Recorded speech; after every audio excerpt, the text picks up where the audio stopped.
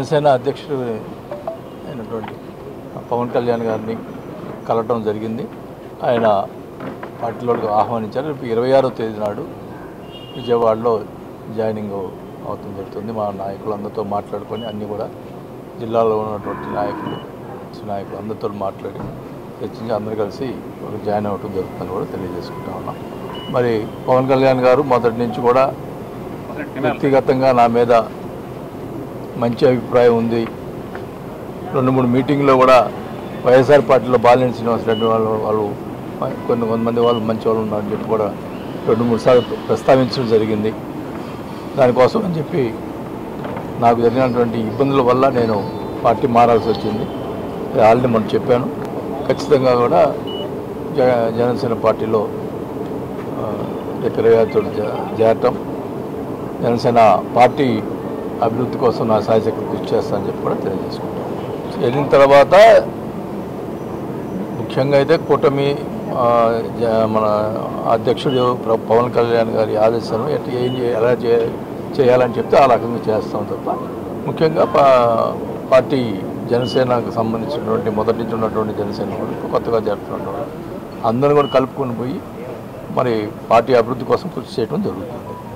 నేను ఒకటి చెప్తా ఉన్నా, నాకు 15 రోజుల క్రితమే ముఖ్యమంత్రి గారికి లెటర్ రాశాను క్లియర్గా. ఇక్కడ ఏదో ఆరోపణలు చేస్తున్నారు, మీరు ఎంక్వైరీ చేసి వెరిఫై చేయండి, నాది నా కొడుకు మీద ఎంక్వైరీ చేసి వెరిఫై చేయండి అని చెప్పి ముఖ్యమంత్రికే పెట్టాను. పొద్దు గూగుల్ ఎంక్వైరీ చేయి అబ్బాయి ఇవన్నీ మాట్లాడితే ఇంకోటి కూడా అన్నాడు. నేను విన్నా, పవన్ కళ్యాణ్ కూడా ఏం చేస్తాడు చూస్తామని. అంత అది పనికిరాదు, మంచి పద్ధతి కాదు అది.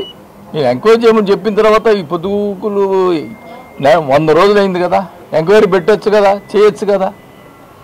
ముఖ్యమంత్రికే లెటర్ రాసిన దానికేం ఇదిలే, ఇదేదో కావాలని జనసేనలో పోతున్నాడు ఇదని చెప్పి రెచ్చగొట్టేదానికి ప్రయత్నాలు చేస్తున్నాడు తప్ప ఇది ఏం లేదు.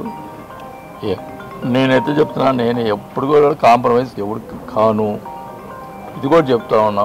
ఇప్పుడు నేను ఎంక్వైరీ చేయమని చెప్పి నేను ముఖ్యమంత్రికి లెటర్ ఇచ్చిన. నేను జనసేనలో పవన్ కళ్యాణ్ గారి యొక్క ఆయన మొదటి నుంచి కూడా పార్టీ ప్రశ్నించే పార్టీ అని చెప్పారు జనసేన పార్టీ. ఇప్పుడు కూడా ఇప్పుడు జరుగుతున్నటువంటి ఏమన్నా తప్పులు జరిగినా కూడా నేను ప్రశ్నిస్తా. ఈ రకంగా ఇప్పుడు నేను మొన్న క్లియర్గా చెప్పిన, ఏం చెప్పాను,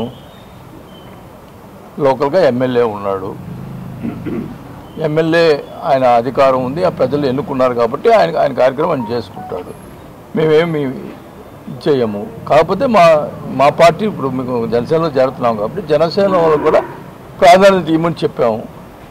అంత తప్పితే నేనేమైనా మాట్లాడాలా? ఆయన అనవసరంగా ఇప్పుడు మాట్లాడుతూ ఉన్నాడు. అది కూడా దాన్ని కూడా పవన్ కళ్యాణ్ గారికి చెప్పడం జరుగుతుంది.